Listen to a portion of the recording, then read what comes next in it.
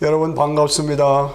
손영식 목사 성경 강해 오늘은 제 23번째가 되겠습니다. 오늘 주제의 말씀은 인간의 역사는 인간을 죄와 사망에서 구원하시려고 하는 구원의 역사다. 제가 하와이에 집회를 갔다가 1시간쯤 비행기로 떨어져 있는 마우이라는 섬에 갔습니다. 화산으로 생긴 섬입니다. 너무 아름답습니다. 너무나 평화로운 섬입니다. 그런데 이렇게 산이 마주치는 계곡이 있는데 그 계곡을 보면서 죽음의 계곡이라 그러더라고요. 그래서 왜 죽음의 계곡이냐 그랬더니 그 조그만 섬에 사는 두 부족이 서로 싸워서 치열한 싸움 속에서 한 부족이 아주 전멸당하고 그래서 그 계곡이 피의 계곡으로 피가 흐르는 계곡으로 되었다는 그런 얘기를 들은 것입니다. 인간의 역사는 전쟁의 역사입니다. 5대양 6대주에 전쟁이 없는 곳이 없었습니다. 또 전쟁이 없었던 때나 곳이 없었어요.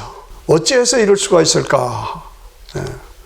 하나님께서 인간을 교제의 대상으로 창조하셨습니다. 그리고 생육하고 번성하라, 땅에 충만하라, 다스리라, 정복하라 라는 5대 축복을 주셨습니다. 개발하고 발전시키는 능력을 주신 것입니다. 그런데 하나님 안에서 하나님과 함께 발전하고 개발해야 되는데 타락해서 하나님과 떨어진 상태에서 발전하니까 계속 끊임없는 전쟁이 일어난 것입니다. 시기, 질투, 음란, 욕심, 탐욕, 정복 이것이 끝이 없이 계속된 것입니다.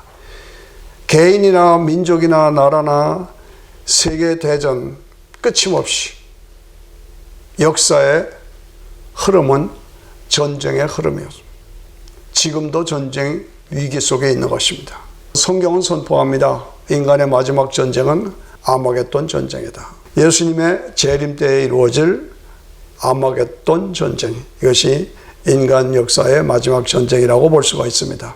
그런데 인간의 역사는 이러한 전쟁의 역사 속에서도 인간을 죄와 사망에서 구원하시려고 하는 하나님의 구원의 역사다.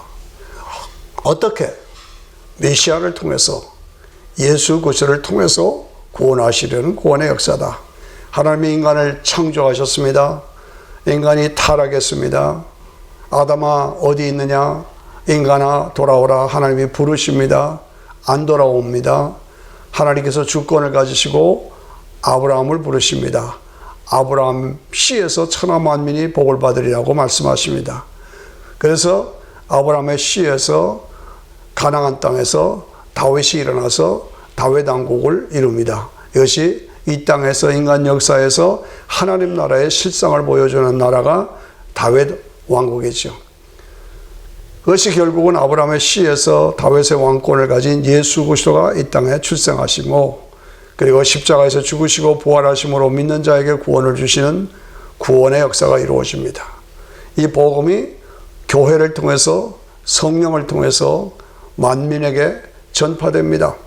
그리고 만민에게 전파되면 결국은 종말이 오고 재림이 오고 몸의 부활이 이루어지고 결국은 천년왕국이 이루어지고 새하늘과 새 땅이 이루어지죠.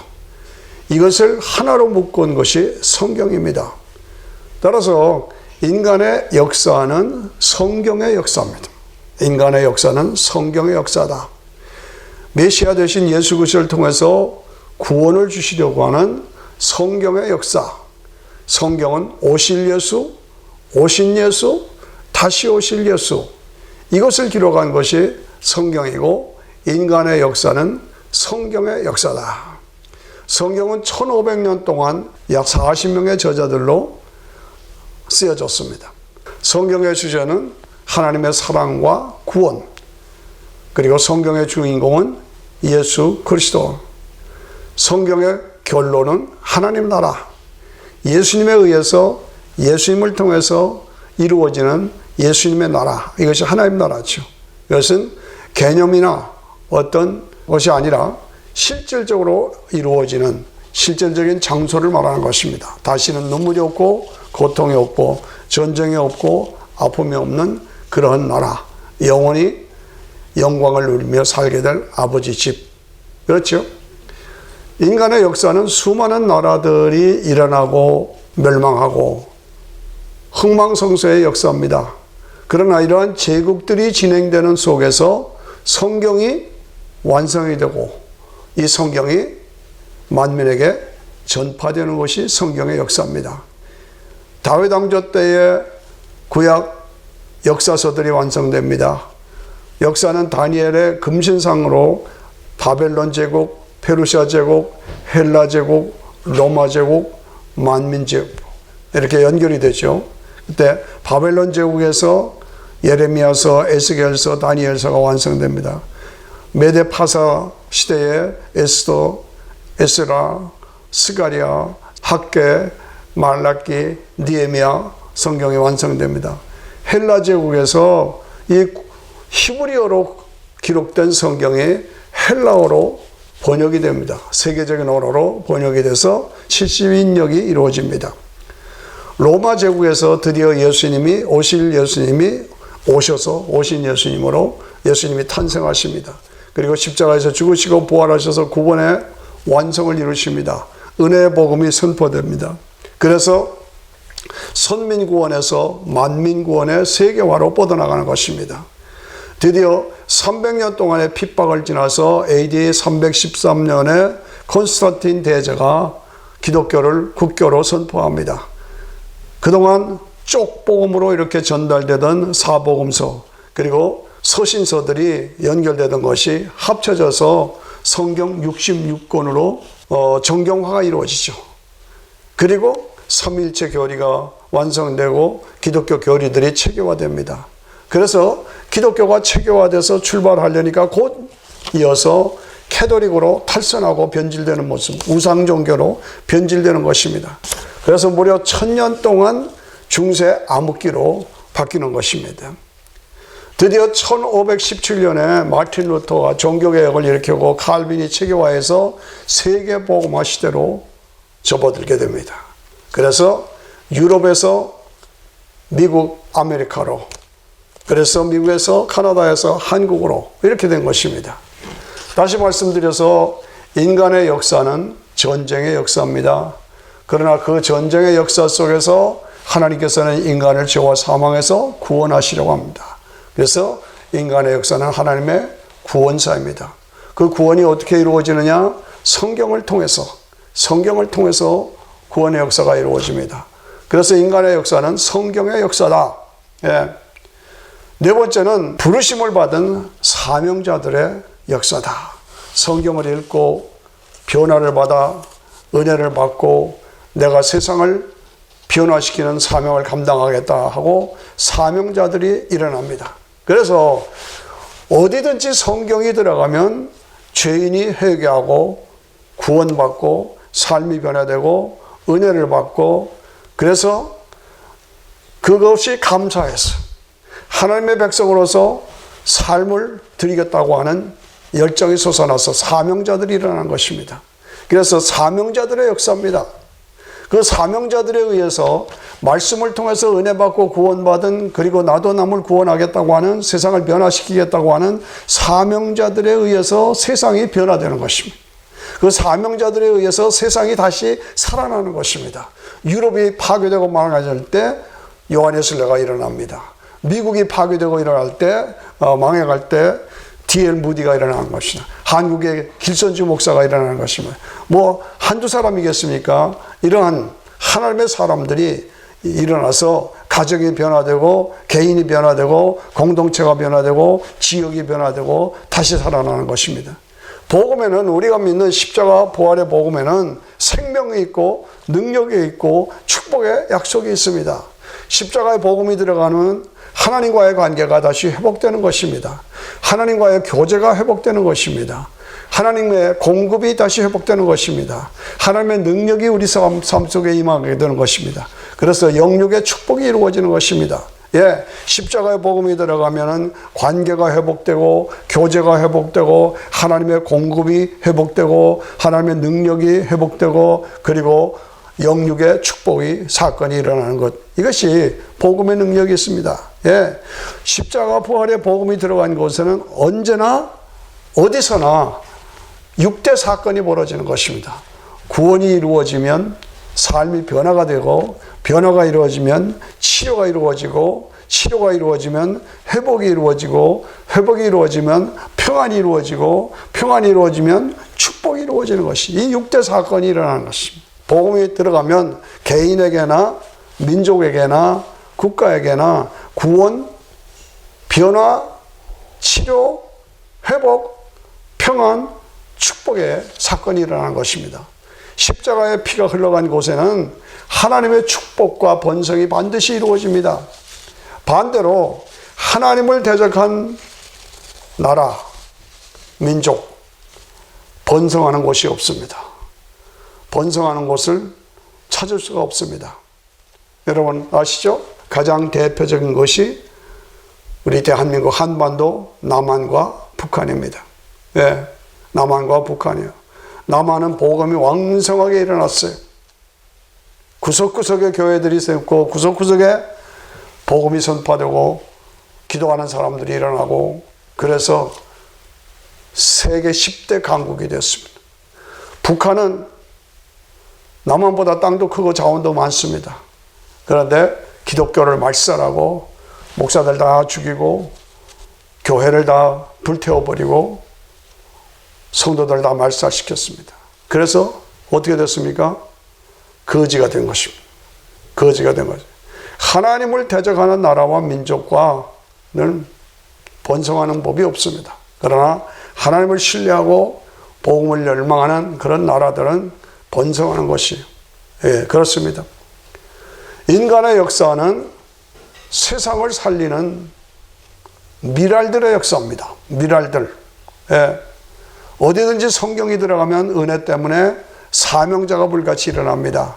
그 사명자들이 자신을 희생해서, 자신을 썩어서 희생해서 썩어서 세상을 살리는 역사가 일어난다고 말입니다.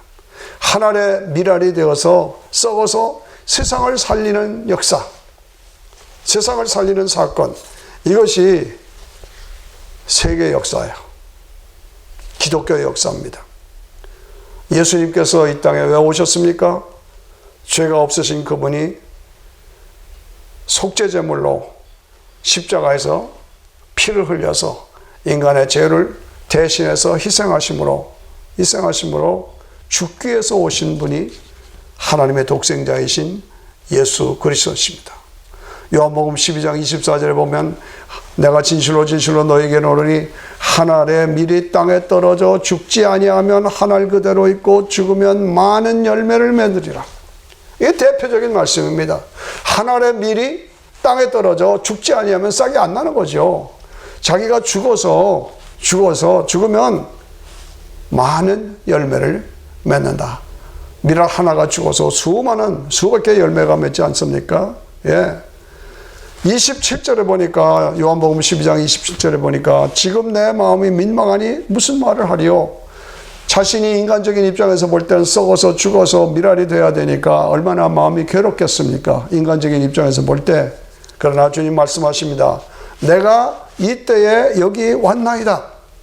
내가 이때에 여기 있나이다.